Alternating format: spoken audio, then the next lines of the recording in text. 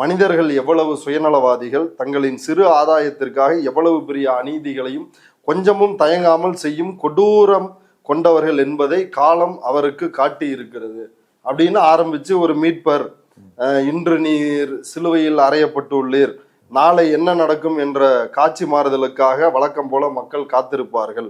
அந்த மந்தைக்கு நல்ல மேய்ப்பன் அமையட்டும். விஜயாங்க சிலுவையில் அறையப்பட்டிருக்கிறாரு. விஜய் மீட்பரா? முதல்ல நான் என்ன கேட்கிறேன்னா, இயேசு கிறிஸ்து ஒரு ரட்சகர். அவர் பல்வேறுபட்ட மக்களை, குஷ்டரோகிகளை அல்லது கைகால் இல்லாதவர்களை, முடவர்களை நடக்க வைத்தார். உயிர் அற்ற பிணமா கிடந்தவர்கள் எல்லாம் எழுப்பினார், உயிர்ப்பித்தார். இவர் என்ன பண்ணிருக்கிறாரு? கால் நல்லா இருக்கிறவன காலை முறிச்சிருக்கிறாரு. இவர் இருக்கிற நல்ல மூச்சு நல்லா தடகாத்திரமா இருந்தவன மூச்சு திணறல மூர்ச்சையாக வச்சிருக்கிறாரு.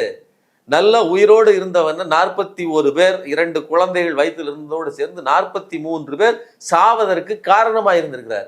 இவரை கொண்டு போய் கிறிஸ்தவத்துல இயேசு கிறிஸ்துவோடு ஒப்பிடுவது என்பது விஜயை உயர்த்துவதல்ல.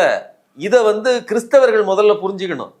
விஜயை கிறிஸ்தவர், அவர் நம்மை மீட்க வந்தவர்னு இவர்கள் சொல்வதன் மூலமாக இயேசு கிறிஸ்துவை இழிவுபடுத்துகிறார்கள். இயேசு கிறிஸ்து இத்தனை பாவிகளினுடைய பாவங்களையும் தன்மேல் சுமர்ந்து அதற்காக அவர் உயிரை பறிகொடுத்தார். அதனாலதான் அவருடைய ரத்தம் நமக்காக, மனித குலத்திற்காக சிந்தப்பட்டிருக்குது. ஆனா விஜய்ங்கிற சாத்தானுக்காக இத்தனை 43 உயிர்கள் பலி கொடுக்கப்பட்டிருக்குது. ஆனா இந்த அம்மா கொஞ்சம் கூட இவங்க மனநல மருத்துவரா, மனநலம் பாதிக்கப்பட்டவரா, இவர் ஒரு மருத்துவ தேவை உடையவரான்னு நான் கேட்கிறேன்.